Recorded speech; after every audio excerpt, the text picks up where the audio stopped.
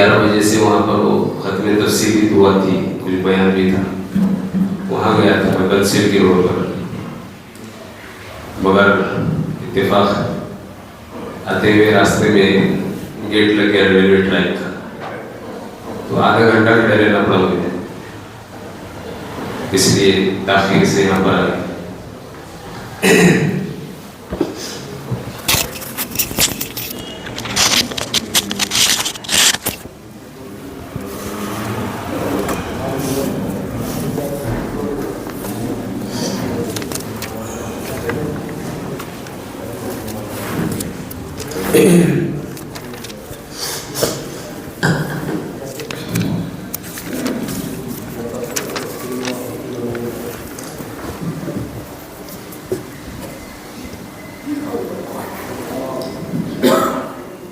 الحمد لله نحمده ونستعينه ونستغفره ونؤمن به ونتوكل عليه ونعوذ بالله من شرور أنفسنا ومن سيئات أعمالنا من يهده الله فلا مضل له ومن يضلله فلا هادي له ونشهد أن لا إله إلا الله وحده لا شريك له ونشهد أن سيدنا ومولانا محمدا عبده ورسوله صلى الله تعالى عليه وعلى آله وصحبه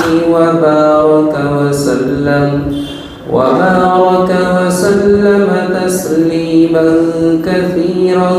كثيرا أما بعد فأعوذ بالله من الشيطان الرجيم بسم الله الرحمن الرحيم إن الصفا والمروة من شعائر الله فمن حج البيت أو اعتمر فلا جناح عليه أن يطوف بهما ومن تطوع خيرا فإن الله شاكر عليم إن الذين يكتمون ما أنزلنا من البينات والهدى من بعد ما بيناه للناس في الكتاب أولئك يلعنهم الله ويلعنهم اللاعنون إلا الذين تابوا وأصلحوا وبينوا فأولئك أتوب عليهم وأنا التواب الرحيم إن الذين كفروا وماتوا وهم كفار أولئك عليهم لعنة الله والملائكة والناس أجمعين خالدين فيها لا يخفف عنهم العذاب ولا هم ينظرون وإلهكم إله واحد لا إله إلا هو الرحمن الرحيم إن في خلق السماوات والأرض واختلاف الليل والنهار والفلك التي تجري في البحر بما ينفع الناس وما أنزل الله من السماء من ماء فأحيا به الأرض بعد موتها وبث فيها من كل دابة وتصريف الرياح والسحاب المسخر بين السماء والأرض المسخر بين السماء والأرض لآيات لقوم يعقلون صدق الله مولانا العلي العظيم وصدق رسوله النبي الكريم ونحن على ذلك من الشاهدين والشاكرين والحمد لله رب العالمين.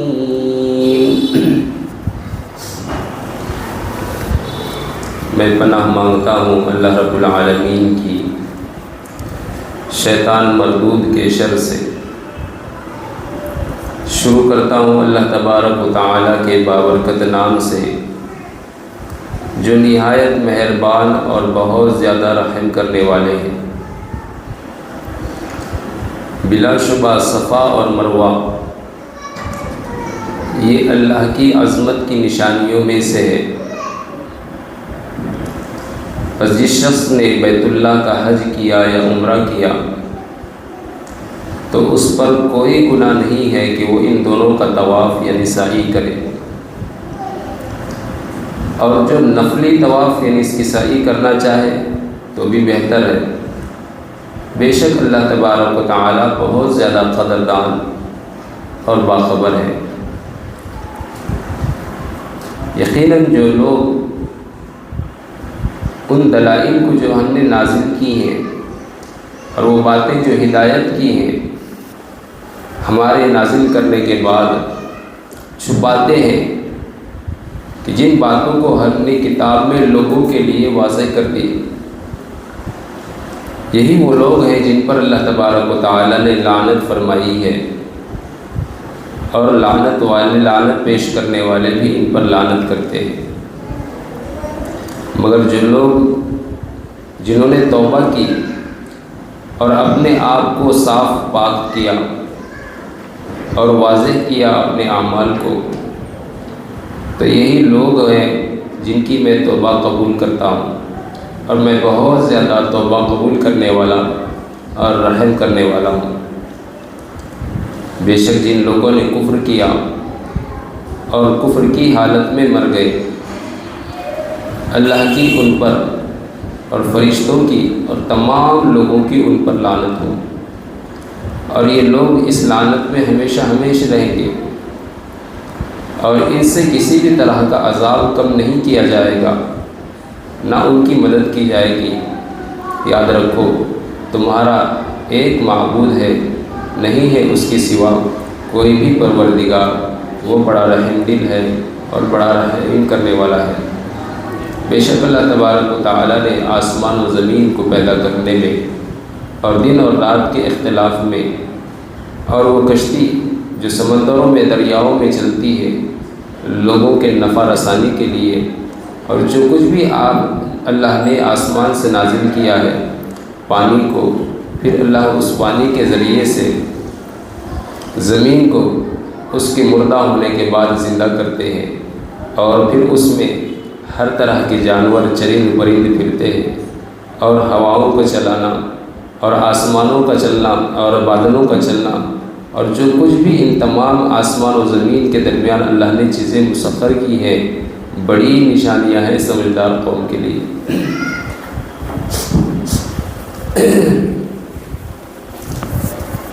پچھلی آیات کریمہ میں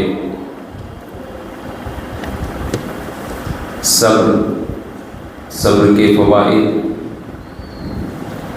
اور اس پر تفصیلی گفتگو پچھلے ہفتے میں ہوئی، اور پھر آیت کریمہ یا ایھا الذین آمنوا استعینوا بالصبر والصلاۃ کہ صبر اور نماز کے ذریعے سے اللہ سے مدد چاہو. میں نے بتایا تھا کہ انسان کی زندگی کے دو لفظ ہی بطور خلاصے کے آتے ہیں، صبر اور شکر. اور صبر انسان مصیبتوں پر کرے، حالات کے اوپر کرے، اپنی تجارتوں کی کمی، رزق کی کمی پر کرے، اولاد کی کمی پر کرے، یہ سب صبر کی قسمیں ہیں۔ سب سے اعلیٰ صبر کیا ہے؟ سب سے اعلیٰ صبر یہ ہے کہ اپنی جان دے دی جائے۔ اسی لیے اس آیت کریمہ کے بعد اللہ نے وَلَا تَقُولُوا لِمَن يُقْتَلُ فِي سَبِيلِ اللَّهِ أَمْوَاتٌ بَلْ أَحْيَاءٌ وَلَكِن لَا تَشْعُرُونَ۔ علامہ ابن کثیر رحمۃ اللہ علیہ نے اور علامہ قرطبی رحمۃ اللہ علیہ نے لکھا ہے کہ صبر کی سب سے اعلیٰ قسم یہ ہے کہ صابر صبر کرتے کرتے اپنی جان اللہ کے حوالے کر دے۔ اللہ کو بڑی پسند ہے، اور جان حوالے کرنے کے بعد اللہ نے اس جان کو مردہ نہیں کہا، بل احیاء ولکن لا تشعرون، بلکہ اللہ نے اس جان کو زندہ رکھا۔ پھر میں نے شہداء کی جو ہے عالم برزخ کی جو زندگی ہوتی ہے اس زندگی کے متعلق باتیں بتائی۔ آج کی آیات کریمہ ان الصفا والمروۃ من شعائر اللہ، آیت نمبر 158 سے آیت نمبر 164 تک تلاوت کی گئی، اور جو صفا و مروہ کے سلسلے میں یہ آیت کریمہ آئی ہے یہ بھی صبر کی ایک اعلیٰ قسم ہے۔ صفا و مروہ یہ صرف نام نہیں ہے، اس کا ایک پس منظر ہے، ایک تاریخ ہے۔ اس تاریخ پر اگر غور کیا جائے اور اس تاریخ کو ذرا قریب سے دیکھا جائے تو آپ کو ہر جگہ صبر ہی صبر نظر آئے گا۔ ایک معصوم بچے کا دودھ پیتے اور اس معصوم بچی کی والدہ کا کہ جو اپنے بچے کے لیے پانی کے لیے اناج کے لیے کبھی اس طرف کبھی اس طرف دوڑ لگا رہی ہے، اللہ کو یہ ادا اتنی پسند آئی کہ اللہ نے اس کو شعائر اسلام کہا ہے۔ شعائر کسے کہتے ہیں؟ حدیث شریف کے اندر آتا ہے المساجد شعائر اللہ، کہ مسجدیں اللہ کا شعائر ہے۔ شعائر کے معنی کیا ہے؟ شعائر کے معنی ہیں بلند و بالا، عظمت، علامتیں، ایسی چیز کہ جس کے اوپر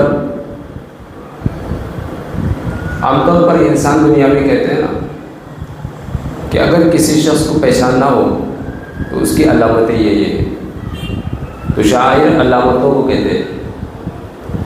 اسلام کو دیکھنا ہو تو ان علامتوں کو دیکھے، مساجد کو دیکھے، مساجد کے بلند و بالا میناروں کو دیکھے، صفا و مروہ کی جو ہے حالت کو دیکھے، اور خانہ کعبہ کے جو ہے حتیم کو اور جو ہے مقام ابراہیم کو دیکھے۔ یہ سارے شاعر اللہ سارے کے سارے کہ ان سے کچھ یادیں وابستہ ہیں کہ جو ان کے یہ جو یاد جو کام کر کے گئے ہیں ان کی حقیقتیں، ان کا تقویٰ، ان کی زندگیاں، اللہ سے ان کا تعلق کس طریقے سے جو ہے واضح اور عیاں ہوتا ہے، اس کے لیے یہ علامتیں بطور یاد کے رکھی گئی ہے۔ حضرت حاجرہ اور حضرت اسماعیل علی نبینا علیہ السلام کا وہ واقعہ جس کو ہم نے تفصیل سے بیان کیا کہ حضرت ابراہیم علی نبینا علیہ السلام کو اللہ نے ملک شام سے ہجرت کر کے مکہ المکرمہ، اس کے جو بیابان تھے، جنگلات تھے، وہاں پر قیام کرنے کا حضرت ابراہیم علیہ السلام کو حکم دیا۔ حضرت ابراہیم حضرت حاجرہ کے ساتھ روانہ ہوئے اور مکہ کی اس بے آب و گیا وادی میں جہاں گھاس نہیں، پانی نہیں، چلچلاتی ہوئی ریگستان کی دھوپ، اس ایسے ماحول کے اندر حضرت ابراہیم نے اپنی اہلیہ اور حضرت اسماعیل کو چھوڑ کر، جہاں کوئی آبادی نہیں، انسانوں کا کیا، پرندوں کا گزر نہیں، پرندے بھی وہاں آتے ہیں جب پانی ہوتا ہے، چھوڑ کر گئے۔ حضرت ہاجرہ پیچھے سے آواز لگا رہی ہے حضرت ابراہیم جب جا رہے ہیں کہ آپ کس کے بھروسے ہمیں چھوڑ کر جا رہے ہیں تنہا؟ حضرت ابراہیم نے کوئی جواب نہیں دیا۔ دیکھو یہ سب، انسان ہر چیز کی جدائی برداشت کر سکتا ہے، لیکن اولاد کی، بیوی کی جدائی کی برداشت نہیں کر سکتا، جدائی کی برداشت نہیں کر سکتا۔ ابھی میں کل سورہ کہف کی تفسیر میں بتایا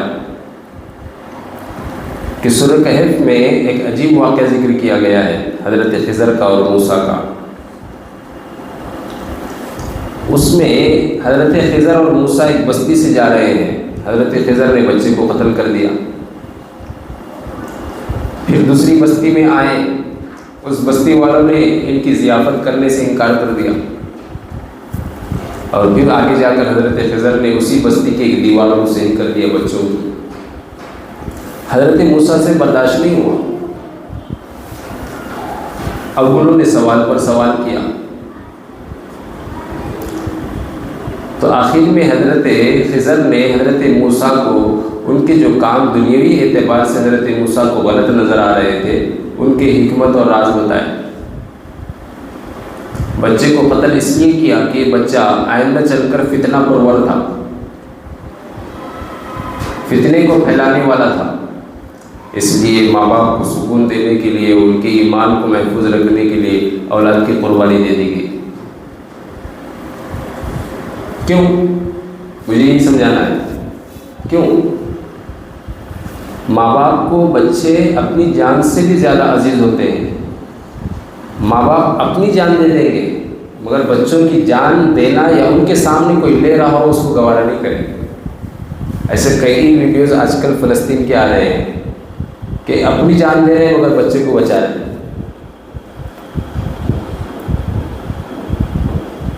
پھر اتنی محبت غالب ہوتی ہے اولاد کی ماں باپ کے اوپر کہ بسا اوقات اولاد جو ریکوائرمنٹ کرتی ہے، جو خواہش کرتی ہے، ماں باپ مجبوری میں ہو یا خوشی سے ہو دونوں کرنے کو تیار ہو جاتے ہیں۔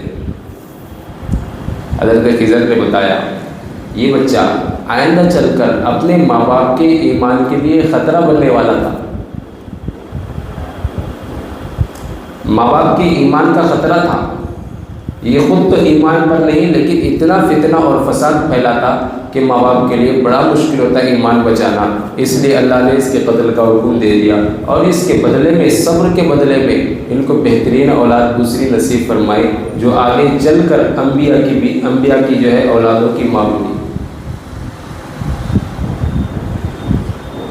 اس لڑکے کے قتل ہونے کے بعد اللہ نے ماں باپ کو ایک لڑکی عطا کی جو نبی کی شوہر، جو نبی جو ہے اس سے جو ہے نکاح کیا کسی نبی نے، پھر ان کی اولادیں بھی جو ہے انبیاء علیہ السلام کی نکلی، نبی بنی ان کے اولادوں کے اندر نبی آئے۔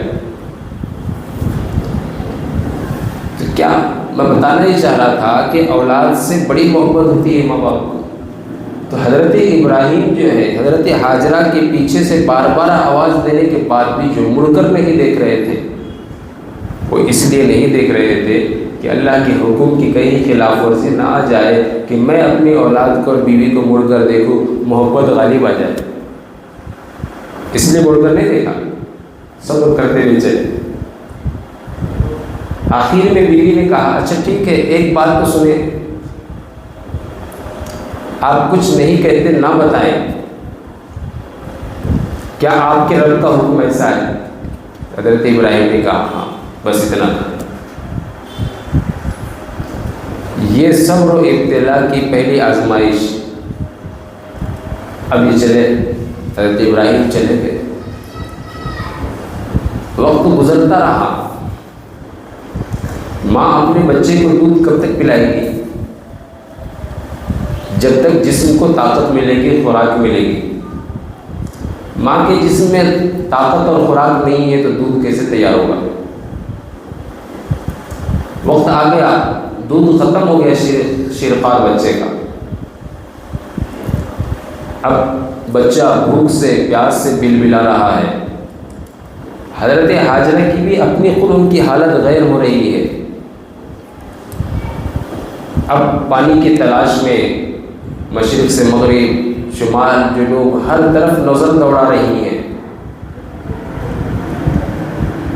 دوڑاتے دوڑاتے انہیں پہاڑ نظر آیا صفا کا، اور وہ جو تھوڑی سی دور پر تھی انہیں ایسا لگا کہ ہو سکتا ہے پہاڑ کی وجہ سے کچھ نظر نہ آ رہا ہو. پہاڑ پر چڑھ کر تو دیکھے کہ ہو سکتا ہے پہاڑ کی دوسری طرف کوئی قبیلہ، کوئی قافلہ، کوئی چشمہ پانی کا.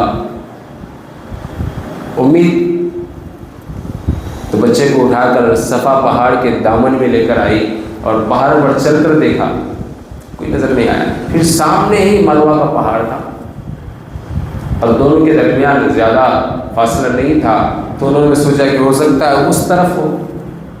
آدمی تلاش کرتا ہے، آدمی کی کسی چیز کی جستجو ہوتی ہے تو ہر جگہ اس کو دیکھتا ہے کہ کہاں ہو سکتا ہے، یہاں نظر آ جائے، وہاں نظر آ جائے، وہاں نظر آ جائے.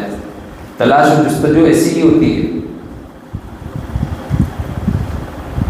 تو صفا سے اتر کر دوڑتے ہوئے مروہ پر چڑھی اور چڑھ کر اس طرف دیکھا تو اس طرف بھی مایوسی ہاتھ لگی.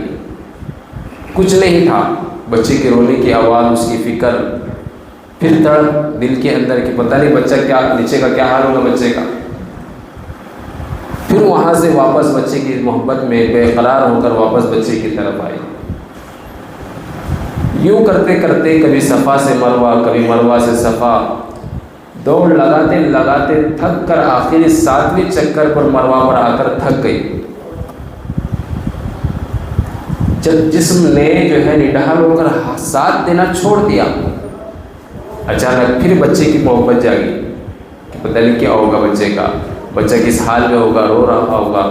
یہ سوچتے سوچتے جو ہے واپس نیچے اتر رہی ہے مروہ پہاڑ سے اور بچے کے پاس آئی. اچانک غیب سے آواز آئی، اللہ نے تمہارے رزق کے رہنے کا انتظام کر دیا. حضرت ہاجرہ نے پوچھا کون ہو تم، سامنے آ کر بات کرو. تو حضرت جبرائیل نے پھر یہی کہا، اللہ نے تمہارے اور تمہارے بچے کے صبر و امتحان کا وقت ختم کر دیا ہے، اب تمہارے لیے رزق کا انتظام ہو گیا ہے. حضرت جبرائیل نے یہ کہتے ہی حضرت اسماعیل جہاں پیر رگڑ رہے تھے وہیں پر اپنے پر کو مارا اور جو ہے پانی کو نکالا.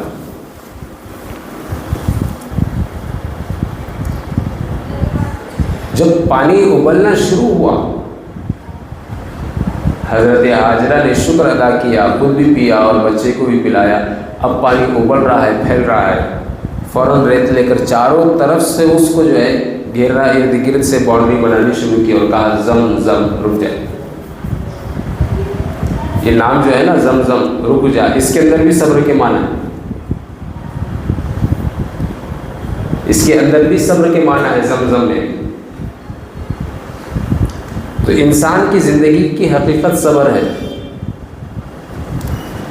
تو حضرت ہاجرہ حضرت اسماعیل کو لے کر پھر وہاں پر رہی، اور جب وہاں پر پانی آیا تو چرند پرند کا آنا، پرندوں کا آنا طے ہے. قافلے گزرتے رہے، ایک قافلہ وہاں سے گزرا اور اسے سوچا کہ جب پانی یہاں ہے تو کیوں نہ ہم یہاں پڑاؤ ڈال دیں، قبیلے جو ہوں وہاں پر آباد ہو گئے. وقت گزرتا رہا، حضرت اسماعیل کی شادی وہاں ہو گئی. پھر اس کے بعد اللہ تبارک و تعالیٰ نے حضرت ابراہیم کو اور حضرت اسماعیل کے جو واقعات آئے، ایک تو ذبح کے قربانی کا واقعہ پیش آیا. پھر جو ہے کچھ اور وقت گزرا تو بنائے کعبہ کا حکم اللہ نے ان کو دیا. جب بنائے کعبہ کا ان کو حکم دیا تو بنائے کعبہ کی تعمیر مکمل ہونے کے بعد حضرت ابراہیم کے ذریعے سے اللہ نے اعلان کرایا وَأَذِّن فِي النَّاسِ بِالْحَجِّ، لوگوں کے درمیان حج کا اعلان کرو. حضرت ابراہیم کا میری آواز کا ہے، مائک تھوڑی ہے زمانے کو. اللہ نے کہا آپ آواز لگائیں، ہر انسان کے دل و دماغ تک آپ کی آواز پہنچانا ہمارا کام ہے. حضرت ابراہیم نے آواز لگائی. ایسا کہتے ہیں کہ جس نے بھی اس وقت حضرت ابراہیم کی آواز سنی، اللہ تبارک و تعالیٰ اس بندے کو اپنے در پر بلاتے ہیں، ایسا کہتے ہیں۔ لیکن اس بات کی تحقیق تک میں نہیں پہنچا اب تک، جب تحقیق تک پہنچوں گا آپ کو بتاؤں گا۔ لوگوں میں مشہور ہے، ہو سکتا ہے حقیقت بھی ہو، اس لیے کہ اللہ نے حکم دیا تھا حضرت ابراہیم کو آواز لگانے کا، تو پہنچائیں گے بھی اللہ۔ اور جو سنے گا، جس نے اس وقت لبیک کہا حضرت ابراہیم کی آواز پر، وہ برابر خانہ کعبہ کا حج کرے گا۔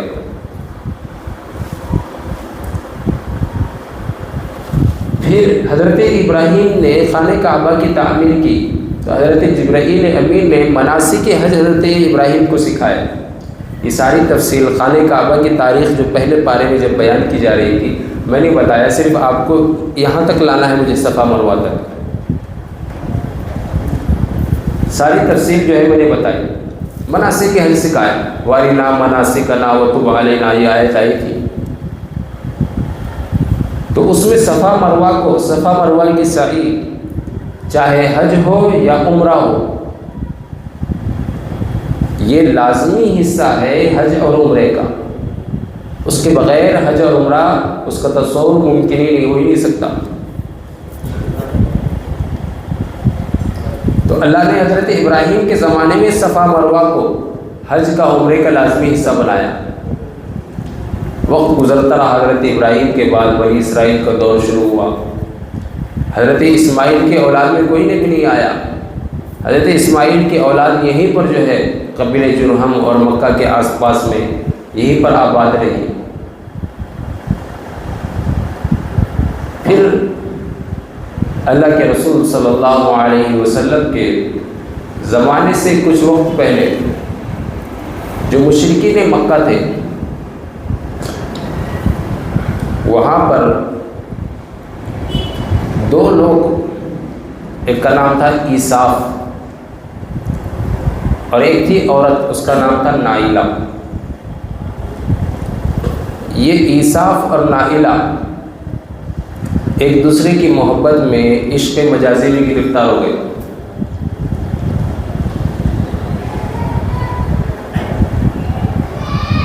کہتے ہیں، مشہور ہے، عشق ہو یا مشک ظاہر ہو کے رہتا ہے۔ عشق کی اس کے اثرات انسان چھپا نہیں سکتا، جتنا چھپانا چاہے عشق نہیں چھپتا۔ ایسے ہی مشک کی خوشبو بھی کتنا ہی انسان لاکھ چھپا لے لیکن چھپا نہیں سکتا، ظاہر ہو کے رہتی ہے۔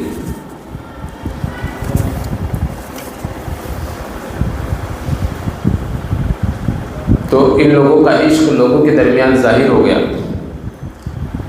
اب لوگ ان کے دشمن بن گئے۔ انہوں نے اپنا سر چھپانے کے لیے بیت اللہ سے بہتر کوئی گھر ان کو نظر نہیں آیا۔ یہ دونوں جو ہے، ایک تو مشرک تھے،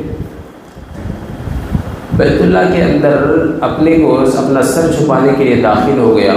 یہ دونوں داخل ہو گئے اور داخل ہو کر بیت اللہ کے اندر انہوں نے زنا کیا۔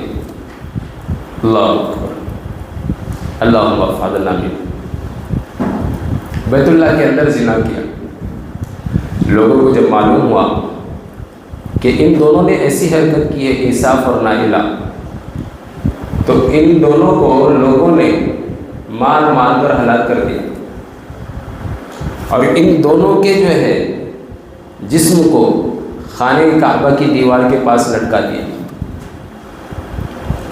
جب جسم گلے سڑنے لگے تو اس کو اتار پھینکا اور اس وقت کے کمیٹی والوں نے یہ فیصلہ کیا کہ ان دونوں کے مجسمے بنائے جائیں اور مجسمے بنا کر جو ہے خانہ کعبہ کی دیوار کے پاس رکھے جائیں، کیوں؟ تاکہ بطور عبرت ہو ہر آنے والے کو کہ خانہ کعبہ میں انہوں نے گناہ کیا، خانہ کعبہ میں انہوں نے گناہ کیا۔ آئندہ ان کی اس حالت کو دیکھ کر کوئی بھی خانہ کعبہ کے قریب یا اس کے اندر گناہ کرنے کی جرات نہ کرے۔ وقت گزر گیا بہت، اللہ کے رسول صلی اللہ علیہ وسلم کا زمانہ بھی قریب آ رہا تھا۔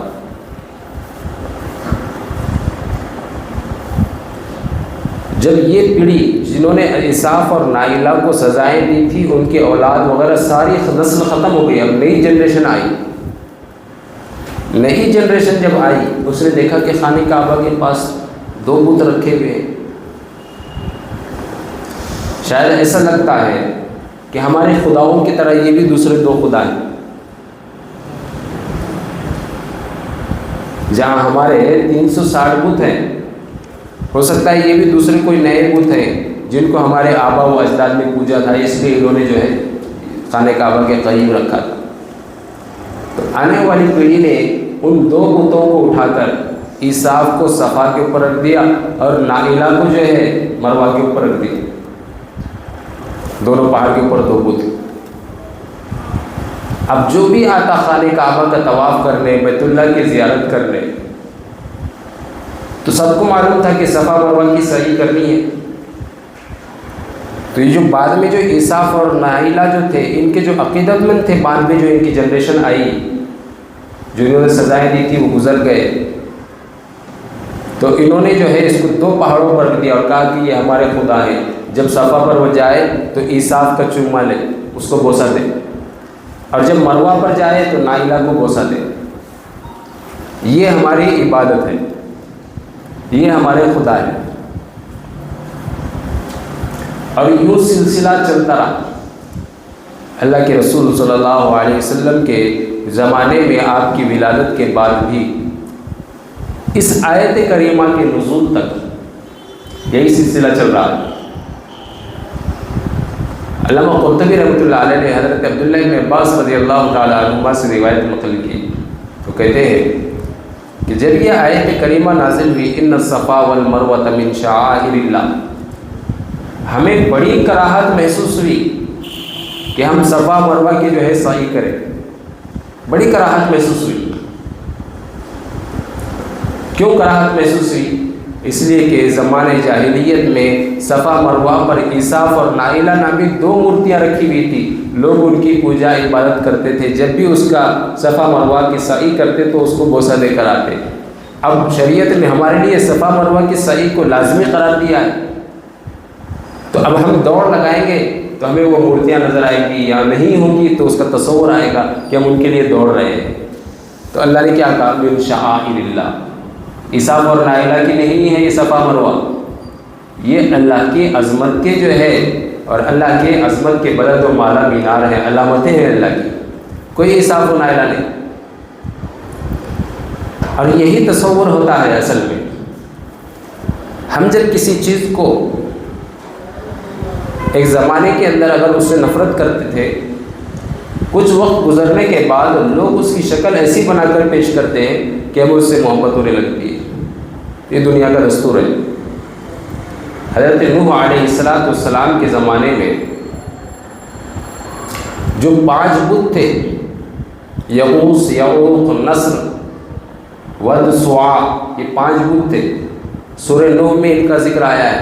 وَقَالُوا لَا تَذَرُنَّ آلِهَتَكُمْ وَلَا تَذَرُنَّ وَدًّا وَلَا سُوَاعًا وَلَا يَغُوثَ وَيَعُوقَ وَنَسْرًا. یہ 5 بت، یغوث، یعوق، نصر اور ود، سواع. یہ 5 لوگ کون تھے؟ یہ حضرت نوح علیہ السلام کی بعثت سے پہلے حضرت آدم علیہ السلام کے زمانے کے بعد اللہ کی حکم و شریعت پر چلنے والے اللہ کے نیک بندے تھے. اللہ کے نیک بندے تھے. جب ان کا انتقال ہو گیا تو ان کے بعد آنے والے نوجوانوں نے ان کی تصویر بنائی کہ ان کی جیسے ان کی عبادت ہم کریں گے. ان کی عبادت نہیں، یہ جیسے عبادت کرتے تھے ان کو دیکھ کر بولتے ہیں نا کہ بہت سارے بندگان خدا ایسے ہوتے ہیں کہ جنہیں دیکھ کر خدا یاد آتا ہے. تو اس زمانے کے نوجوانوں نے ان کی تصویر اس لیے لگائی کہ انہیں دیکھ کر ان کا طریقہ عبادت یاد آئے اور ان کے طریقے عبادت سے عبادت کرنے میں اللہ سے ہماری ملاقات ہو، لذت آئے، اس لیے تصویر لگائی. ایک نسل گزری، دوسری نسل آئی، تو ان کا تصویر کیوں لگائی کہ ایسے ایسے ان کو دیکھ کر اس سے اچھا جو ہے ان کے مجسمے بنائیں گے. پھر وقت گزرتا گیا، شیطان نے دل کے اندر پھر وسوسہ ڈالا ایک وقت گزرنے کے بعد، یہی ہے کہ تمہارے آبا و اجداد ان کی عبادت کرتے تھے سالوں سے اسی کمرے میں اسی جگہ پر۔ آنے والوں نے اس کو، ان مجسموں کو اپنا معبود سمجھ لیا کہ ان کی عبادت کی جاتی ہے، حالانکہ لوگ ان کو سامنے رکھ کر، ان کو دیکھ کر انہیں جو ہے اللہ یاد آتا تھا، اس لیے ان کو سامنے رکھ کر عبادت کرتے تھے۔ لیکن بعد میں آنے والوں کے دلوں میں شیطان نے وسوسہ ایسا ڈالا کہ ان کو ہی عبادت کی جاتی تھی، اور پھر وہاں سے پھر بت پرستی شروع ہوگی۔ پہلی بت پرستی اسلام کی، اس سے پہلے بت پرستی کا تصور نہیں تھا۔ حضرت ابراہیم سے لے کر حضرت نوح علیہ السلام تک صرف ایک ہی خدا کی عبادت ہوتی تھی۔ تو بالکل بعینی ہی ایسے ہی صفا مروہ کی جو بت پرستی شروع ہوئی تھی عیسیٰ اور نائلہ کی، وہ اسی طریقے سے تھی۔ اب آگے جو ہے آیت کریمہ میں حج اور عمرے کے لیے صفا مروہ کا طواف یعنی اس کی سعی دونوں کے اندر لازم ہے، بلکہ عمرے میں صفا مروہ کی سعی کے بعد جب تک کہ حلق نہیں کرائیں گے انسان جو ہے عمرے سے جو ہے حلال نہیں ہوگا، اور اگر حلق کر لیا صفا مروہ کی سعی نہیں کیا تو بھی حلال نہیں ہوگا۔ تو یہ لازمی حصہ ہے حج اور عمرے کا۔ اور کوئی یوں ہی چلنا چاہ رہا ہے ومن تطوع خیرا، حج اور عمرے میں نہیں آیا، بس صفا مروہ کی سعی کر رہا ہے، ثواب ملے گا اس کو۔ یہ تو آیت حج اور صفا مروہ کے متعلق تھا۔ اب آگے کفار و مشرکین کا طریقہ کار سمجھایا گیا۔ اب وقت چونکہ زیادہ ہو گیا ہے، ایک چٹھی ابھی آئی ہے، اس میں بھی تفصیل جو ہے کچھ باتیں پوچھی گئی ہے، اس میں بھی وقت لگتا ہے، اس لیے میں اس آیت کریمہ کی تفسیر پر ہی آج کی تفسیر مکمل کر رہا ہوں۔ سوال یہ ہے کہ اعتکاف کے فضائل اور اہمیت بتائیں، اور کیا کیا عبادتیں اور کتنے دن قیام کرنا بہتر ہے۔ پھر 3 سوال ہے۔ سوال نمبر 2، اور اعتکاف میں مجبوراً روزہ نہیں رہ سکتے تو اس کا کچھ گناہ ہو سکتا ہے کیا بیماری کی وجہ سے نہیں رہ سکتے۔ سوال نمبر 3، رمضان میں جو قرآن ختم ہو گئی تو کیا ہم اسے اپنے مرحوم کو بخش سکتے ہیں؟ مہربانی کر کے بتائیں۔ بالکل بخش سکتے ہیں، بخشنے کا طریقہ کوئی خاص نہیں ہے، بلکہ یہی دل کے اندر ارادہ اور نیت ہو کہ اے اللہ جو کچھ بھی قرآن کریم کی تلاوت کی گئی ہے اس کو فلاں فلاں فلاں فلاں کو پہنچا دے، بس یہ طریقہ ہے۔ کوئی فاتحہ نہیں، کوئی ضرورت نہیں۔ لوگوں کے پاس ختم قرآن کی مجلسیں مخصوص ہوتی ہیں کہ اس میں واللہ الذی لا الہ الا هو الحی القیوم وہ آیتیں اور پتہ نہیں کیا کیا پڑھتے ہیں، اور جب تک کہ نام لے کے چٹھی لے کے قرآن کریم کے اندر تک نہ رکھیں، جب تک سوچتے ہیں کہ قرآن بخشا نہیں جاتا، تو یہ سب غلط باتیں ہیں۔ آپ پوری قرآن بخشیں، کوئی آیت بخشیں، کچھ بھی بخشیں، تصور یہی ہے اور مسئلہ یہی ہے کہ جو کچھ بھی پڑھا گیا ہے اس کا ثواب فلاں بندے کو فلاں بندی کو مخصوص، اور اگر عموم ہے تو آپ سب کی نیت کریں، سب کو پہنچ جائے گا۔ اب دوسرا سوال ہے اعتکاف کے فضائل اور اہمیت۔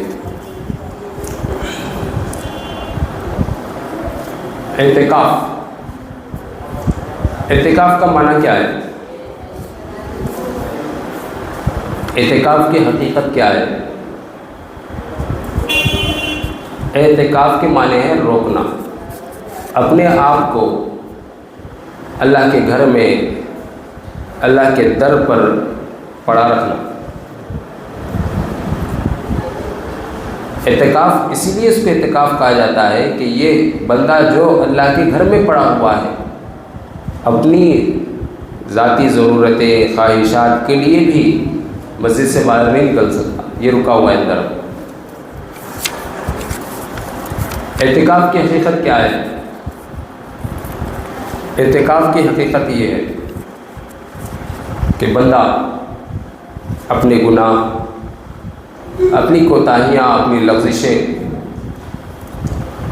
ان تمام کو بخشوانے کے لیے، گناہوں بھری زندگی کو بخشوانے کے لیے، صاف ستھری کرنے کے لیے اپنے آپ کو اللہ کے در پر لا کر ڈال دے کہ بھئی جب تک بخشش نہیں ملے گی، جب تک معافی نہیں ملے گی، جب تک ہماری مرادیں پوری نہیں ہوں گی، ہم یہاں سے جانے والے ہیں۔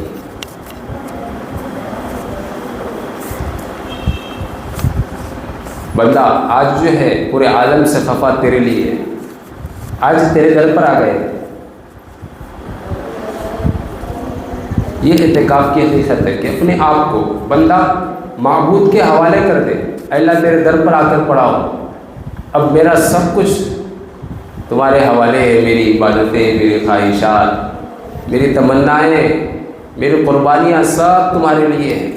تجارتوں کو قربان کیا، بچوں سے دور رہا، مال کو جو ہے قربان کر دیا، دنیا کے اندر مارکیٹ میں چلت پھرت سب کچھ ختم کر کے اے اللہ تیرے در پہ آگے پڑا ہوں۔ یہ ہے اعتکاف کی حقیقت۔ جب بندہ اس طریقے سے رب کے حضور میں آگے پڑتا ہے نا، اللہ کو ایسے بندوں سے حیا آتی ہے، اور جب اللہ کو حیا آتی ہے تو پھر حدیث کے اندر آتا ہے کہ جب بندہ مکمل طور پر اپنے آپ کو اللہ کے حوالے کرتا ہے تو اللہ تبارک و تعالیٰ کیا کہتے ہیں کہ میں اس بندے کے لیے کان بن جاتا ہوں کہ جس سے وہ سنتا ہے، میں اس بندے کے لیے زبان بن جاتا ہوں کہ وہ جو ہے میری بولی بولنے لگتا ہے، اس بندے کے لیے جو ہے ہاتھ پیر بن جاتا ہوں کہ وہ اللہ کی مرضی جہاں چلتا ہے وہاں چلا جاتا ہے، پورا جسم اللہ کی مرضی کے مطابق ڈھلنے اور کام کرنے لگتا ہے۔ اور اعتکاف اپنے آپ کو، اپنے جسم کو، دل و جان کو اللہ کی مرضی میں سیکل کرنا، سیکل کرنے کیسے کہتے ہیں؟ دیکھا ہوگا آپ نے، لوہے کے اوپر زنگ لگ جاتا ہے بہت، تو ایک پیپر کے ذریعے سے لوہے کو گھستے، تو گھس کر جو پرانا لوہا تھا اندر سے چمک کر نکلتا ہے، اس کو کہتے ہیں سیکل کرنا۔ تو اعتکاف کے ذریعے سے اپنی گناہوں کی بھری ہوئی زندگی سے انسان اپنے دل کو سیکل کرتا ہے، چمکدار بناتا ہے، دور کر دیتا ہے گناہوں۔ اس کا سب سے بہترین آسان نسخہ اعتکاف۔ اعتکاف کی اہمیت کیا ہے؟ اعتکاف کی سب سے بڑی اہمیت یہ ہے، اللہ کے رسول صلی اللہ علیہ وسلم نے ساری زندگی اعتکاف کو نہیں چھوڑا۔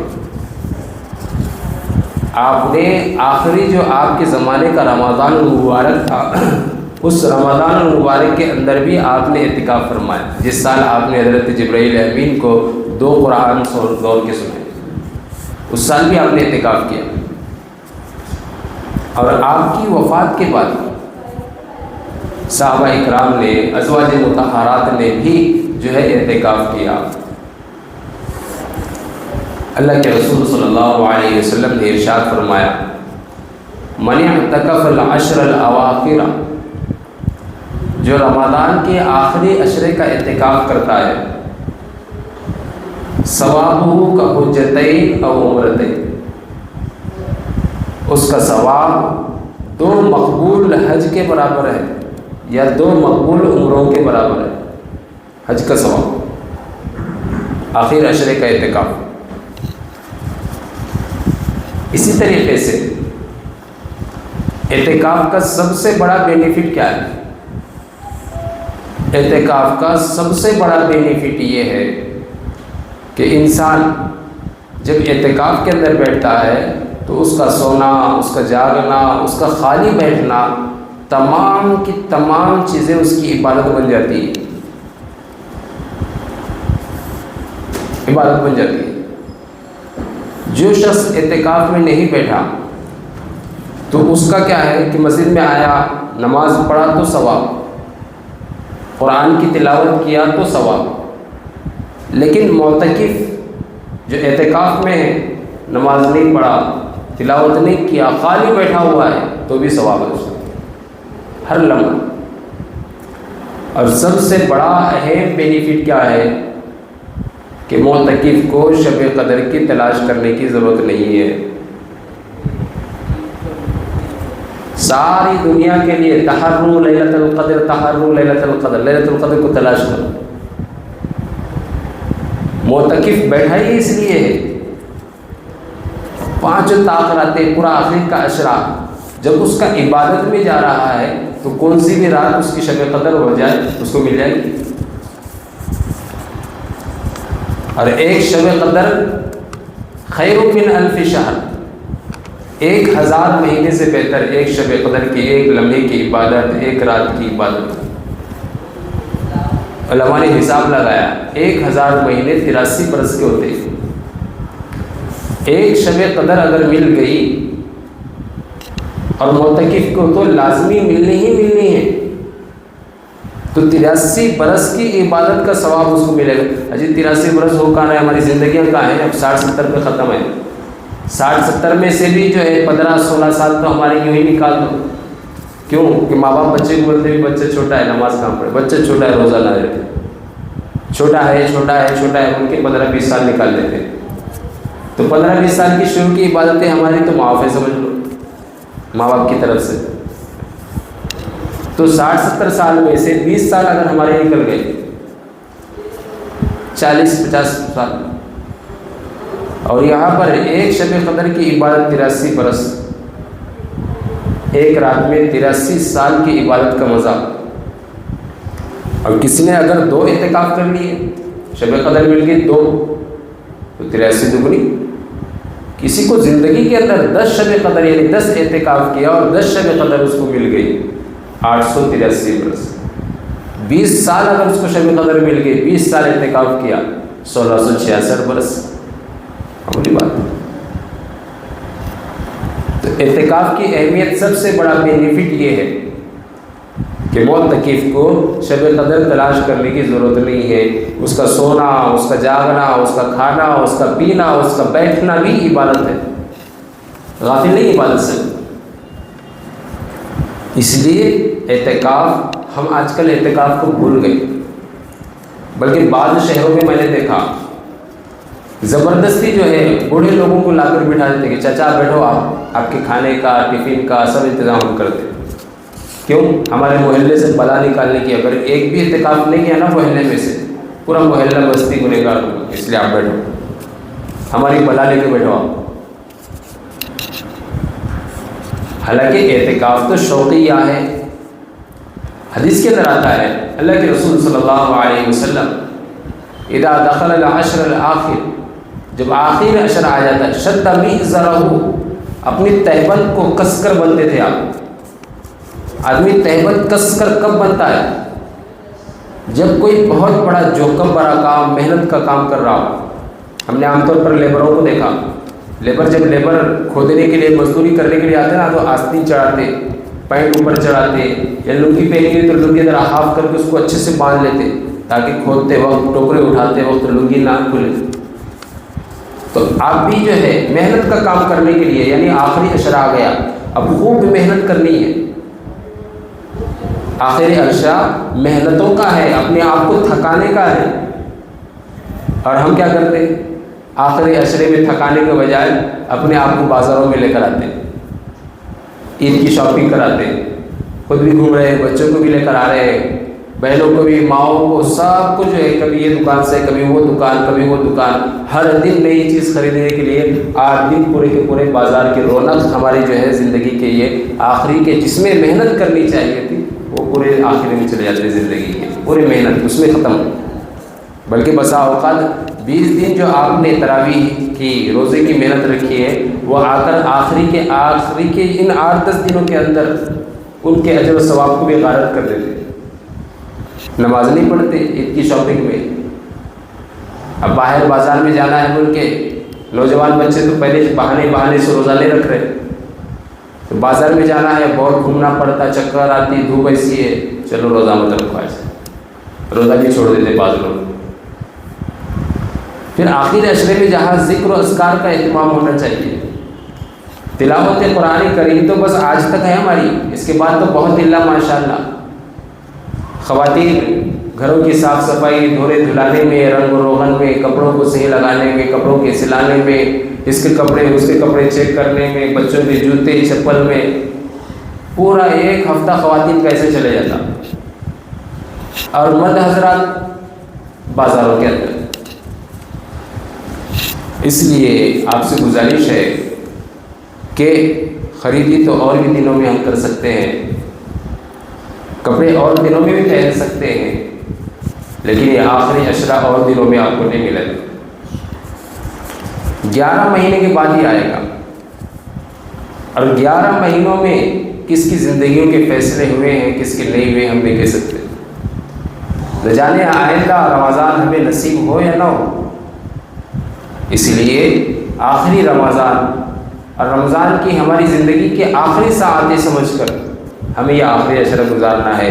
तब देखो फिर ईमान की कैफियत क्या बनती है, ईमान की कैफियत क्या बनती है। आखिरी अशरे की इबादत एतिकाफ से बढ़कर कोई है ही नहीं, इससे बड़ी कोई इबादत नहीं है। इसमें क्या क्या इबादतें करना है, इसमें वो सारी इबादतें आपके लिए जायज़ हैं। तिलावत कुरान करीम है, नवाफिल का एहतमाम है, फिर क़ज़ाए हैं आपकी, क़ज़ाए उम्री हैं, सारी इबादतें आप कर सकते हैं। उलमा ने लिखा है कि अगर किसी पर क़ज़ा बाकी नहीं है तो नवाफिल का एहतमाम करें, लेकिन अगर किसी की क़ज़ा बाकी है तो क़ज़ाएँ पढ़ते रहे उसको नवाफिल का भी सवाब मिलेगा। सबसे बेहतरीन इबादत ये है। कितने दिन क़याम करना बेहतर है, कितने दिन क़याम करना एतिकाफ़ में। एतिकाफ़ की 3 किस्में हैं। मसनून एतिकाफ़, सुन्नत एतिकाफ़, नफल एतिकाफ़, वाजिब एतिकाफ़, 3 किस्में हैं। नफल एतिकाफ़ क्या है? बड़ा आसान है। जब भी आप मस्जिद में आए, ये एतिकाफ़ कर ले, ये नियत कर ले, क्या? मादुमतु फ़ी हाज़िल मस्जिद नवैतुल एतिकाफ़ मादुमतु फ़ी हाज़िल मस्जिद। मैं जब तक भी इस मस्जिद में हूँ एतिकाफ़ की नियत से हूँ, एतिकाफ़ की नियत से हूँ। मेरा जितना वक्त भी यहाँ गुजर रहा है बस उसमें एतिकाफ़। अब जब मस्जिद से बाहर निकल जाएगा तो ऑटोमेटिक उसका एतिकाफ़ खत्म। जितनी देर यहाँ रहा, नमाज़ों का सवाब अलग, एतिकाफ़ का सवाब अलग। नफल एतिकाफ़ 1 मिनट का, आधे मिनट का, आधे घंटे का, 10 मिनट का, 1 घंटे का, आधे दिन का, जितना चाहे उतना कर सकते हैं। इसमें कोई वक्त की तायीन नहीं, न दिन की तायीन है। जितना आप चाहें, जितनी देर के लिए आप आ गए उतनी देर के लिए एतिकाफ़। फिर इस नफल एतिकाफ़ में रोज़ा शर्त नहीं है। नफल एतिकाफ़ में रोज़ा शर्त नहीं है, मस्जिद की हदबंदी भी शर्त नहीं है।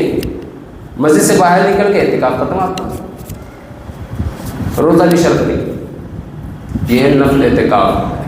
बल्कि हमारे अकाबिरीन, बाज़ अकाबिरीन का मामूल ये था कि जब भी मस्जिद में दाखिल होते, चाहे नमाज़ पढ़ने के लिए, चाहे बयान के लिए या किसी भी मशगूलियत के लिए अगर मस्जिद में आना होता, जैसे ही मस्जिद की दुआ पढ़ते साथ में एतिकाफ़ की नियत कर लेते। बैठे बिठाए सवाब, 1 तीर से 2 शिकार। ये नफल एतिकाफ़ है। इसके लिए किसी तरह की कोई शर्त नहीं। अब रह गया वाजिब एतिकाफ़। वाजिब एतिकाफ़ क्या है? आपने नियत की कि अगर मेरा ये फलां काम हो गया ना तो मैं आपके हुजूर में 3 दिन का एतिकाफ़ करूँगा। मन्नत मांगी, उसकी नज़र मान ली, अल्लाह के फजल से उसका काम बन गया।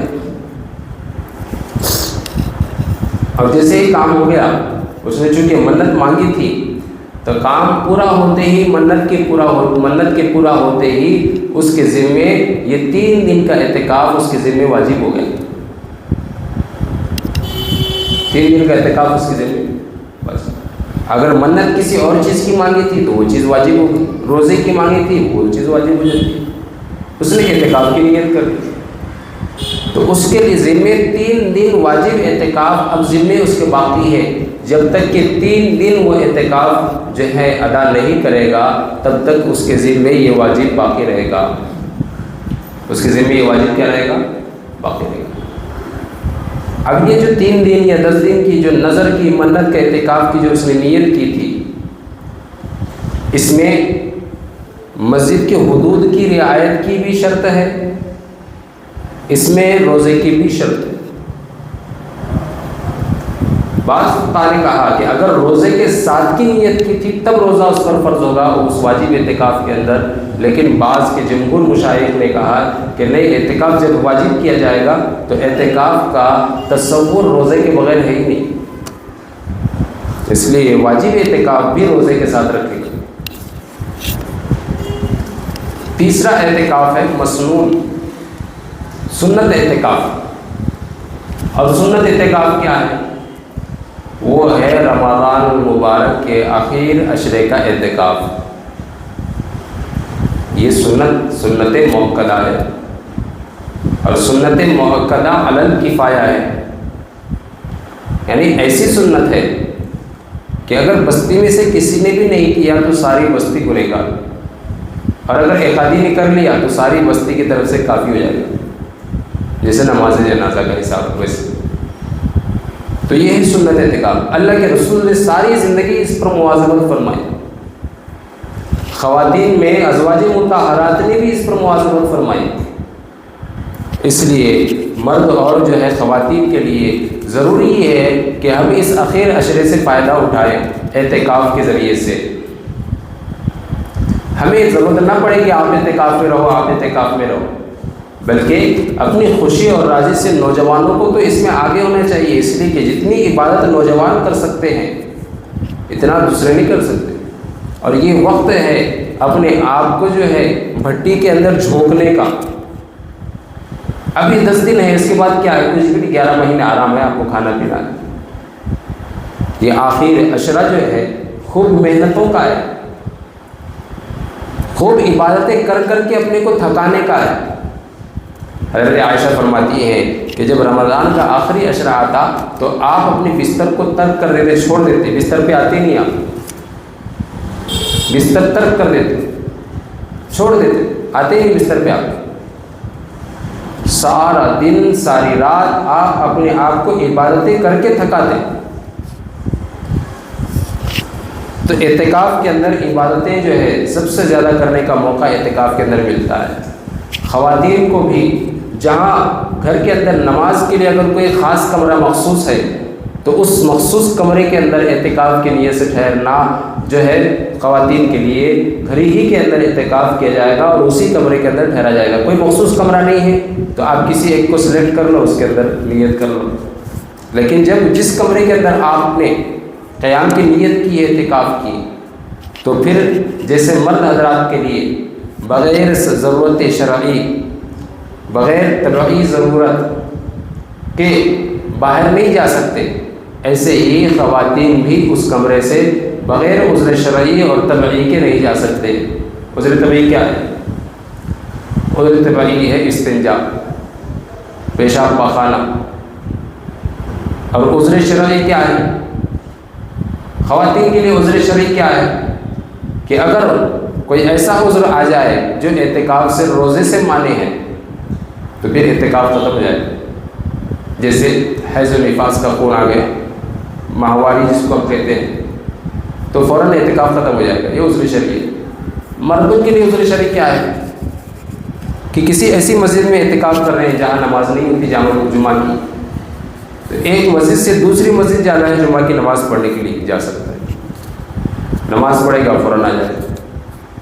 لیکن کسی کی عیادت کے لیے، نماز جنازہ میں شرکت کے لیے نہیں جا سکتا، یہاں تک کہ اگر کسی کو وضو ہے لیکن ٹھنڈک حاصل کرنے کے لیے پھر دوبارہ وضو خانے کی طرف جا رہا ہے تو اس کے دوبارہ وضو خانے کی طرف جانے سے اعتکاف اس کا مکروہ ہو جائے گا، اور ایسا اگر بار بار کرتا رہے گا تو اعتکاف ٹوٹ جائے گا۔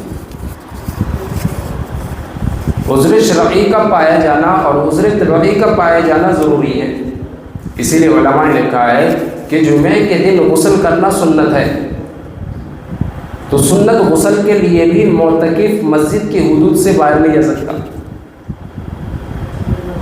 فرض غسل ہونا چاہیے، یہ عذر شرعی ہے، بے خوابی ہو گئی نیند میں، اب فرض غسل ہو گیا اس کے اوپر، اب جا سکتا ہے نہا سکتا ہے، لیکن گرمی بہت ہو رہی ہے، جمعہ کا دن آ گیا، اب غسل کرنا ہے، نہیں کر سکتے، منع ہے فقہاء کی طرف سے، اعتکاف ٹوٹ جائے گا۔ تو یہ عذر شرعی ہے۔ ان کے علاوہ کوئی بھی عذر ہو، بال بڑے ہو گئے کٹ کرنا ہے، ناخن کو تراشنا ہے، تو مسجد میں ہی کپڑا بچھا کر کرے، باہر نہیں جا سکتے۔ اللہ کے رسول صلی اللہ علیہ وسلم ایک مرتبہ اعتکاف میں بیٹھے ہوئے تھے، اور چونکہ آپ کے زلف تھے، بڑے بال تھے، تو اعتکاف میں چونکہ غسل منع ہے، تو اللہ کے رسول صلی اللہ علیہ وسلم کو سر میں جو ہے پسینے کی وجہ سے بڑی پریشانی ہو رہی تھی، آپ سر کھجا رہے تھے بار بار۔ تو حضرت عائشہ نے اپنے حجرے میں سے دیکھا کہ اللہ کے رسول بڑے پریشان ہیں، تو آپ نے کہا اللہ کے رسول آئیے میں آپ کا سر دھلواتی ہوں۔ اللہ کے رسول نے کہا عائشہ